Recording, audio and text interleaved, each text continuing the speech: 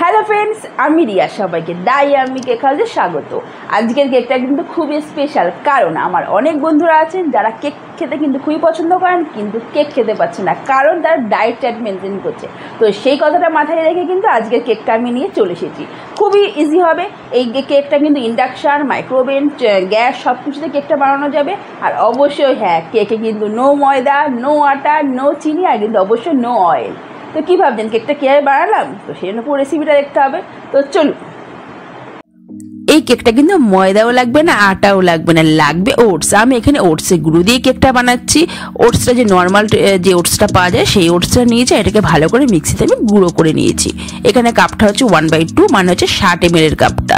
এখানে 2 কাপ আমি এখানে ওটসের গুঁড়ো নেব, আর 1 কাপ নেবো আমি নর্মাল টেম্পারেচারের দুধ। সেম কাপেই আমি এখানে দুধটা নিয়েছি।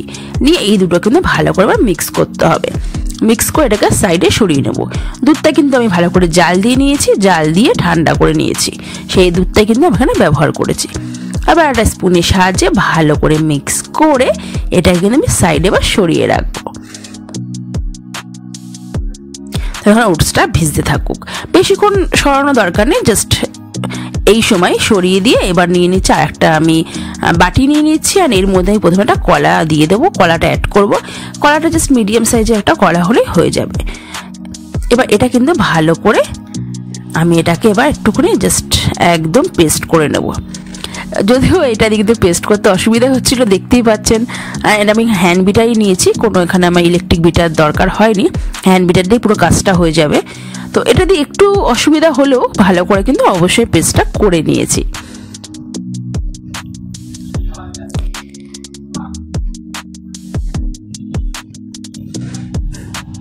একটা স্পুনের সাহায্যে আমি এটা বের করে নিচ্ছি। স্বাভাবিক কলাটা একটা পেস্ট করতে অসুবিধা হচ্ছে, এটাকে তাও আমি ভালো করে এটাকে আমি কিন্তু ঠিক করে পেস্ট করে নিচ্ছি।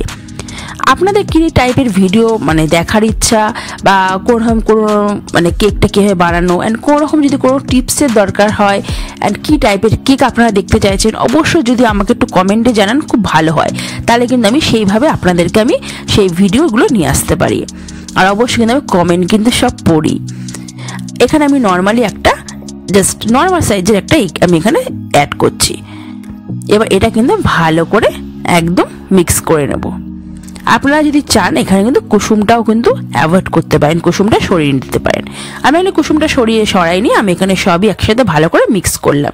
একদম দেখেছেন পুরো একদম ভালো করে মিক্স করে নিয়েছি, একদম ফ্লপি করে দিয়েছি। যেটা বেশিক্ষণ লাগেনি, জাস্ট 1 থেকে 2 মিনিট কিন্তু ভালো করে মিক্স করলে এটা এরকম একটা সুন্দর একটা পেস্ট রেডি হয়ে যাবে। ভালো করে মিক্সটা রেডি করে এবার যে ওটসটা আমি এখানে ভিজিয়ে রেখেছিলাম, ওই ওটসটা আমি এবার এর মধ্যে দিয়ে দেব। একদম পুরো ফ্লপি হয়ে গেছে কিন্তু। এবার আমি পুরো ওটসটা আমি আমাদের অ্যাড করে দেব। খুব তাড়াতাড়ি আমি ফিরছি একটা প্রিমিক্সের একটা ভিডিও নিয়ে, কীভাবে বাড়িতে প্রিমিক্স বানাবেন খুব ইজি প্রসেসে। আমি খুবই তাড়াতাড়ি সেই একটা ভিডিও নিয়ে আমি আসার চেষ্টা করছি। একদম ভালো করে দেখুন, এবার সব কটা কিন্তু ভালো করে এবার আবার একটু মিক্স করে নিতে হবে। এবার এর মধ্যে কিন্তু আমি এখানে 1 টিস্পুন আমি এখানে অ্যাড করছি। এখানে আমি কিন্তু 1 টিস্পুন অ্যাড করব বেকিং পাউডার, আর 1/2 টিস্পুন কিন্তু আমি এখানে বেকিং সোডা অ্যাড করব, আর 1/2 টিস্পুন অ্যাড করব আমি ভ্যানিলা এসেন্স। আপনারা যে ফ্লেভার খেতে পছন্দ করবেন সেই ফ্লেভার এসেন্সটা কিন্তু আপনারা দিতে পারেন। আমি এখানে ভ্যানিলা এসেন্সটা ব্যবহার করছি, কারণ কেকটা হবে ভ্যানিলা কেক, সেই জন্য। এটা কিন্তু দিয়ে আবার সব কিছু ভালো করে মিক্স করতে হবে। খুবই ইজি প্রসেসে আমি আজকে কেকটা দেখাচ্ছি, যে কেউ কিন্তু বানিয়ে ফেলতে পারবে। খুব সব কটাকে খুব ভালো করে মিক্স করে নিয়ে এবার চলে যাব আমি এটাকে বেক করার জন্য। এখানে কিন্তু আমি কোনো অয়েল ব্যবহার করিনি, আমি এখানে কিন্তু হানিটা ব্যবহার করেছি। এখানে কোনো আমি সুগার ব্যবহার করিনি, জাস্ট এখানে আমি 3 স্পুন আমি এখানে হানিটা ব্যবহার করছি। এটা দিলে খুব হালকা একটা মিষ্টি আসবে। অ্যান্ড যদি আপনারা চান যে একটু মিষ্টি বেশি খাওয়ার জন্য, তাহলে কিন্তু আরও 3 স্পুন আপনারা ব্যবহার করতে, আরও 3 স্পুন আপনারা এই হাঁড়িটাকে অ্যাড করতে পারেন। দিয়ে আবার একটু ভালো করে সব কিছু মিশিয়ে নেব।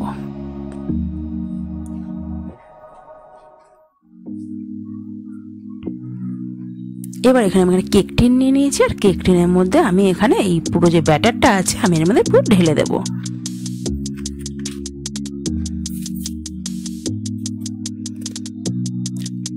এবার আমি এখানে ইন্ডাকশান নিচ্ছি। এখানে আপনারা চাইলে কিন্তু মাইক্রোওভেনেও বেক করতে পারেন, গ্যাসেও বেক করতে পারেন, অ্যান্ড ইন্ডাকশানেও বেক করতে পারেন। আমি এখানে ইন্ডাকশান নিয়ে নিয়েছি। জাস্ট কড়াই পরে আমার কাছে কোনো স্ট্যান্ড ছিল না, আপনারা চাইলে কিন্তু স্ট্যান্ডটা দিতে পারেন, আর না হলে আমার মতো এরকম একটা থালা বা কোনো ঢাকনাও নিতে পারেন। জাস্ট বসিয়ে দিয়ে একদম লোতে, আমি একদম দেখুন লোতে কিন্তু আমি এখন টেম্পারেচারে দিয়েছি। এবার আমি আমাদের কেকটা বসিয়ে দিয়ে ভালো করে এটাকে কিন্তু ঢেকে দিতে হবে একদম, যাতে একটু হাওয়া না বেরোতে পারে। এবার একটু 5 মিনিটের পরে আমি এখানে অ্যাড করে দিচ্ছি কাজু বাদাম। কাজু বাদামগুলো আমি আগে দিতে ভুলে গেছি। এখানে চাইলে কিন্তু আপনারা আমন্ডও অ্যাড করতে পারেন। কিছুক্ষণ বাদে আমার কেকটা রেডি হয়ে গেছে। এখানে আমার মিনিমাম লেগেছে 50 মিনিট আমার লেগেছে কেকটা বেক করতে ইন্ডাকশানে।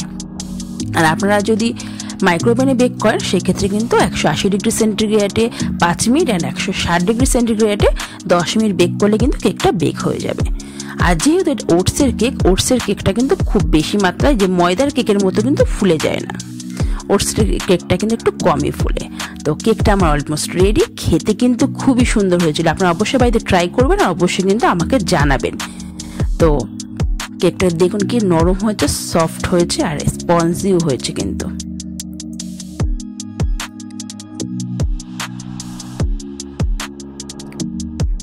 কেকটা অবশ্যই খেতে আপনারা বাড়িতে অবশ্যই ট্রাই করবেন, আর আমাকে অবশ্যই জানাবেন কেকটা খেতে কেমন হয়েছে, অ্যান্ড কী ধরনের আপনারা কেকের ভিডিও দেখতে চান, অ্যান্ড কেক সম্বন্ধে যদি কোনো প্রশ্ন থাকে অবশ্যই কমেন্টে করবেন, আমি অবশ্যই অ্যান্সার দেবো।